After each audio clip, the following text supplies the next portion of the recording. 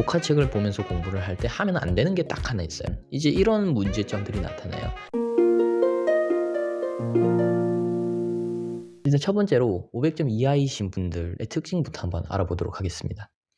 일단 꽤 충격적일 수는 있겠는데요. 파닉스를 제대로 읽지 못하는 경우가 상당히 많습니다. 그러면은 그분들은 단어를 어떻게 읽냐? 이제 통째로 외워요. 무슨 말이냐면 우리가 한자 읽듯이 영어를 그냥 생긴 모양 그대로 외워서 읽는 겁니다. 그래서 W로 시작하고 중간에 무어가 있고 D로 끝나면 우드라고 읽던가 워드라고 읽던가 뭐 그런 식으로 단어를 통째로 외운다는 겁니다. 그것과 관련해서 실제로 뭔가 연구가 있긴 한데 대충 그런 식으로 단어를 읽어 오셨고 영어를 해오셨던 분들이에요. 그리고 문법 용어의 개념이 아무래도 학교에서 문법을 배웠긴 배웠으니까 존재는 하는데 근데 정확히 얘가 어떤 역할을 하는지 그리고 지금 문장에서 얘가 어떤 주어인지 동사인지 목적어인지 그런 것들의 개념이 제대로 확립되어 있지 않은 상태입니다. 그러다 보니까 이 문장 구조 자체가 익숙하지가 않아요. 그러니까 우리나라의 말과 달리 주어, 동사, 목적으로 이루어지는 이 순서 자체가 엄청 익숙하지가 않죠. 그러다 보니까 해석을 하려고 하더라도 상당히 시간이 오래 걸리는 편인 거죠. 그러면은 이제 500점 이하에서 500점을 넘기려면 어떻게 해야 될까요? 일단은 파닉스가 제대로 안 돼 있는 상태이기 때문에 간단한 어휘나 아니면 문장을 통해서 파닉스부터 훈련을 해야 됩니다. 요즘 유튜브 영상이 상당히 꽤 잘 돼 있어요. 제가 파닉스를 배웠을 때만 해도 막 파닉스가 아무래도 어린애들용 교재로만 많이 나왔었는데 요즘에는 성인용으로 된 그런 파닉스 학습 자료들도 많이 있는 편이라서 그런 거를 통해서 훈련을 하시는 게 필요하고요. 그리고 중요한 건데 문법 용어나 개념을 아직 배우시면 안 됩니다. 그러니까 문법을 배우기에는 너무 이른 단계예요. 그러니까 문법이라는 거는 어느 정도의 빅데이터, 문장의 빅데이터, 문장이 이런 식으로 구성이 되어 있거라 하는 그런 경험이 먼저 쌓여지고 난 뒤에 아, 얘가 주어였구나, 얘가 동사였구나, 얘가 목적어였구나 하는 그런 나중에 가서의 깨우침이 있어야 되는데 처음부터 주어가 제일 먼저 오고 뒤에 동사가 오고 세 번째로 목적어가 온다. 이게 문장의 형태다. 이런 식으로 먼저 외워버리고 난 뒤에 문장을 보고 나면 그럼 이제 질문형, 의문형 같은 거를 봤을 때도 Can I do something? 이라는 문장을 봤을 때 can을 주어로 보고 I를 동사로 보는 그런 불상사가 생길 수도 있다는 거죠. 과장을 좀 하자면. 그래서 문법 용어랑 개념을 아직은 익히면 안 됩니다. 그래서 동화책이나 그런 다양한 읽기 자료, 듣기 자료 같은 거를 통해서 간단한 문장 구조 자체에 익숙해져야 됩니다. 그래서 이 동화책과 같은 그런 자료라는 게 어떤 거냐면 제가 즐겨 쓰는 교재 중 하나입니다. 이 동화책 자체라기보다는요. 동화책을 소개해주는 그런 프로그램이 있어요. EBS2의 I Can Read라고 초등학생들을 대상으로 한 그런 동화책 프로그램이 있는데 물론 그걸 풀 에피소드로 보면 상당히 멘탈이 흔들려요. 자존감이 많이 하락하고요. 그렇기 때문에 중요한 건 이 동화 클립만 보는 게 중요합니다. 1분 30초짜리 동화만 보는 게 중요합니다. 그러면 나의 자존감도 지키면서 동시에 간단한 문장 구조 자체에 익숙해질 수 있는 거죠. 이거에 대한 쉐도잉, 그러니까 듣고 바로바로 따라하는 연습을 매일 1시간 정도씩은 하셔야 됩니다. 1시간. 근데 중요한 거는 몇 시간을 하느냐 그것보다는요. 매일 하는 게 중요합니다. 꾸준히 하는 게 중요해요. 더 이상 들어가면 영어 회화의 영역이 들어가서 좀 컨텐츠가 꼬이긴 하는데 어느 정도껏 말씀드리자면 반복적인 학습을 하는 게 중요합니다. 그리고 그게 나중에 뒤에 가서 또 말씀드리겠지만 다른 점수대에서의 회독, 그러니까 반복 학습이랑도 연결이 되어 있기 때문에 그래서 반복 학습하시는 거 강조드립니다. 그렇게 해서 이런 식으로 동화책 위주로 간단한 문장 구조에 익숙해졌다. 9개월 동안 내가 하루도 빠짐없이 쉐도잉을 하면서 영어에 익숙해졌다 하시면 그럼 이제 축하합니다. 500점을 넘기실 수 있습니다. 그럼 이제 500점대이신 분들이 그 다음으로 마주하는 과제들, 어려움은 어떤 거냐면 막상 파닉스랑 그런 것들을 다 익혔고 그리고 동화책에 나오는 단어들도 나름대로 다 외웠어. 그리고 해석도 어느 정도는 돼. 근데 이제 와서 시작을 해보려 하니까 모르는 단어가 너무 많은 거예요. 그러니까 나는 using less energy, 뭐 I can make gifts with things from around the house.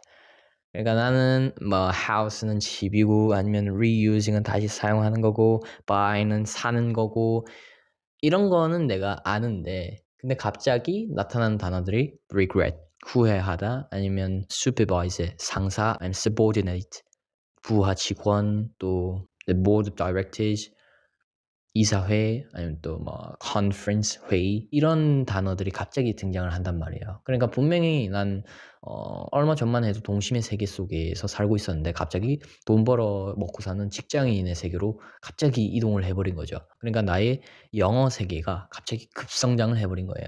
그래서 나타나는 어려움들이 꽤 있을 겁니다.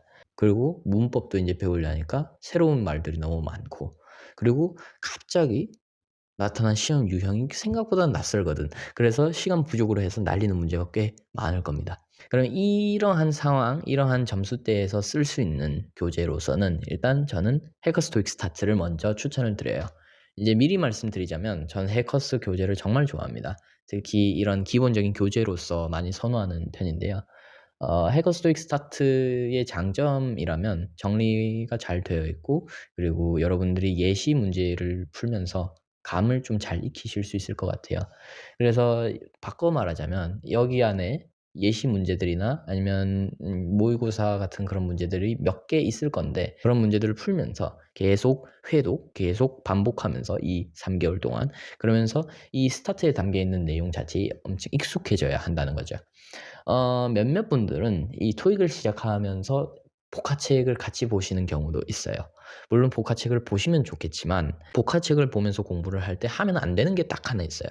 뭐냐면 예문을 보지 않고 단어랑 단어 뜻만 외우는 거. 그거는 제가 많이 말립니다. 왜냐? 단어가 문장에서 어떤 역할을 하는지 그걸 중점적으로 볼 수 있어야 되는데 근데 사람들이 단어랑 한국어 뜻만 외우면 '난 단어를 외웠다. 난 단어를 쓸 수 있다. 단어를 이해한다.'고 생각을 해 버리거든요. 그러니까 그런 식으로 오해를 불러일으키는 학습을 할 바에는 차라리 복화책을 안 보고 여기 나오는 해커스 토익 스타트 이 두 권의 책에 나오는 단어들을 외우는 거. 그리고 외운 걸 기반으로 다시 문제를 풀고 그리고 그 문제들을 풀면서 다시 한 번 더 단어를 복기시키는 거. 그런 것들이 오히려 더 효과적인 공부법이 될 수 있기 때문에 그래서 저는 굳이 복화책을 추천하지는 않습니다. 그래서 복화책을 꼭 봐야 된다고 해커스가 말한다면 한 번쯤은 다시 생각해 볼 필요가 있습니다. 제가 생각했을 때 그렇게 굳이 필요한 교재는 아닌 것 같아요. 자 그러면 이렇게 봤다. 이 교재를 가지고 어떤 식으로 공부를 해야 될 거냐 보다 보면 일단 문제에서 나오는 어휘 위주로 외우는 겁니다. 아까도 말씀드렸죠. 복화책에 나오는 거 그냥 쭉쭉쭉 외우는 거 그건 별 의미가 없어요. 외운 거를 내가 당장 지금 써먹을 수가 있어야죠. 그래야 여러분들도 더 외울 거 아닙니까? 그렇기 때문에 문제에서 나왔던 어휘 그중에서 내가 몰랐던 어휘 위주로 외우고 그리고 그 어휘들을 외우고 난 뒤에 문제를 다시 한 번 더 푸는 거예요. 그러고 나서 넘어가는 겁니다. 그리고 이제 듣기 같은 경우에는 shadowing 아까 그 500점 이하 부분에서도 얘기했지만 듣는 대로 바로 따라 말하는 것을 통해서 리스닝 지문의 패턴에 익숙을 해 줘야 돼요. 제가 introductory lesson 그러니까 제가 소개 영상에서도 말씀을 드렸지만은 이 리스닝 지문에 어느 정도의 패턴이 있어요. 오답에도 패턴이 있고 그거에 대해서 조금 익숙해져야 합니다. 그러니까 토익 문제 유형 자체에 대해서 익숙해져야 되는 거죠. 그렇게 해서 기초 교재 위주로 이렇게 친숙해지시면 될 것 같습니다.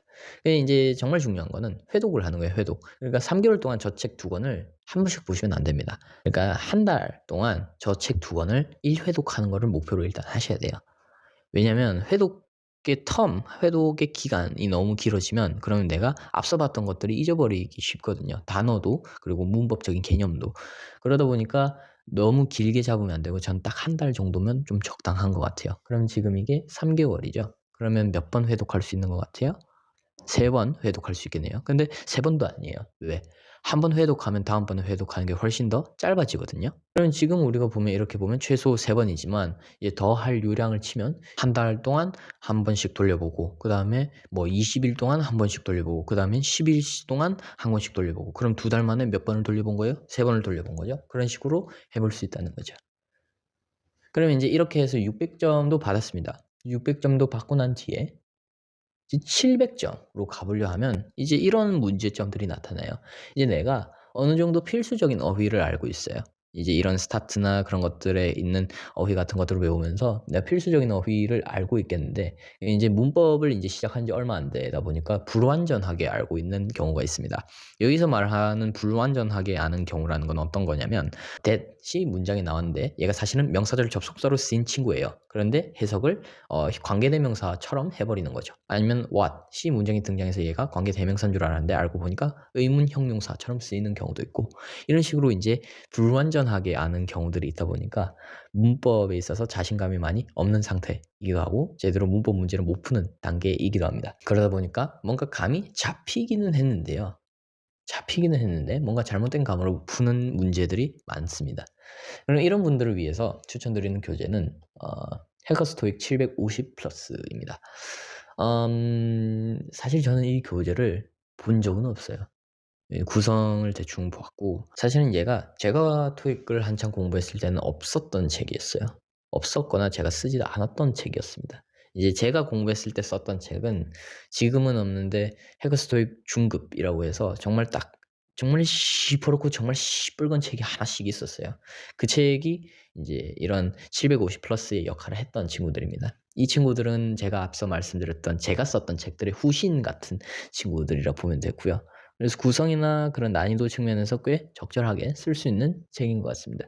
그러면 이 책을 가지고 뭘 해야 하느냐? 앞서 말했듯이 회독을 계속하면서 어휘 범위를 확장을 해 나가야 됩니다. 이제 1000개 가지고는 택도 없어요. 대충 한 3000개 정도까지는 계속 꾸준히 넓혀 나가야 어휘 문제나 문법 문제가 훨씬 풀기 좋아집니다. 나중에 가면 문법 문제를 어휘 문제처럼 그냥 해석으로 풀 수도 있게 될 거예요. 일단 그런 때를 위해서 어휘 범위를 계속 확장을 해야 될 거고요. 그 다음에 문법 개념을 헷갈리지 않게 예문 위주로 학습을 해야 합니다. 여기서 말하는 예문 위주라는 거는 이 교재에 있는 예문들, 예시 문제들을 예문 삼아서 그러면서 이 학습을 하시라는 거예요. 그러니까 that이 무조건 그냥 관계대명사, 명사절 접속사 아니면 지시대명사로 쓰인다. 이렇게 세 가지 역할이 있다. 꼭 그냥 막연히 외운다기보다 that이 각각 그 역할로 쓰이는 그 예시 문장들을 하나씩 익혀나가는 것이 중요하다는 거죠.